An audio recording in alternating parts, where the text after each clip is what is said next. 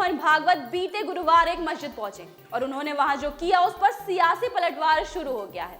भाजपा सरकार पर निशाना साधे सभी पार्टियां इसका विरोध कर रही हैं। मायावती ने कहा कि यूपी सरकार खुली जगह में कुछ मिनट की अकेले में नमाज पढ़ने की मजबूरी को भी सहन नहीं कर पा रही है तथा सरकारी मदरसों की उपेक्षा करते हुए निजी मदरसों में भी हस्तक्षेप पर उतारू हो गई है। चलिए बताते हैं कि क्या है पूरा मुद्दा। नमस्कार, मैं सोनिया सैनी और आप देख रहे हैं कबीर न्यूज।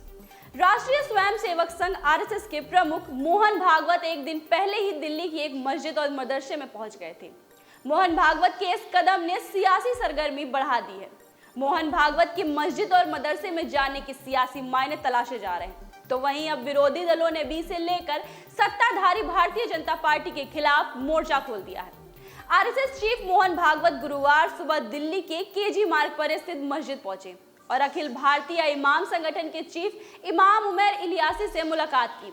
इस मुलाकात के दौरान भागवत के साथ गोपाल कृष्ण और आरएसएस नेता इंद्रेश कुमार भी मौजूद थे।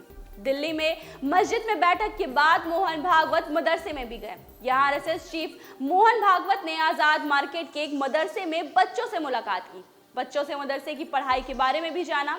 मोहन भागवत पहली बार किसी मदरसे में अचानक पहुंचे थे। बताया जा रहा है कि तजवीदुल कुरान मदरसा दिल्ली की आजाद मार्केट में मौजूद है, जहां 300 बच्चे पढ़ते हैं। भागवत करीब 45 मिनट तक मदरसे में रहे। इस दौरान उन्होंने शिक्षकों से भी पढ़ाई के बारे में बातचीत की। मोहन भागवत ने छात्रों से कहा कि आपके ऊपर इस देश के भविष्य की बहुत बड़ी जिम्मेदारी है। इस दौरान उन्होंने छात्रों से सवाल पूछा कि भारत में कितने राज्य हैं। इसी के विरोध में बहुजन समाज पार्टी बसपा की राष्ट्रीय अध्यक्ष मायावती ने ट्वीट कर मोहन भागवत और बीजेपी पर हमला बोला है। मायावती ने ट्वीट कर कहा कि आरएसएस प्रमुख मोहन भागवत ने कल दिल्ली स्थित मस्जिद और मदरसे में जाकर उलेमाओं से मुलाकात की और फिर उनसे अपने आप को राष्ट्रपिता और राष्ट्र ऋषि कहलवाया। मायावती ने कहा कि क्या इसके बाद बीजेपी और इनकी सरकारों का मुस्लिम समाज और उनकी मस्जिद मदरसों को लेकर प्रति नकारात्मक रुख बदलेगा? क्या उनके बर्ताव में कोई बदलाव आएगा?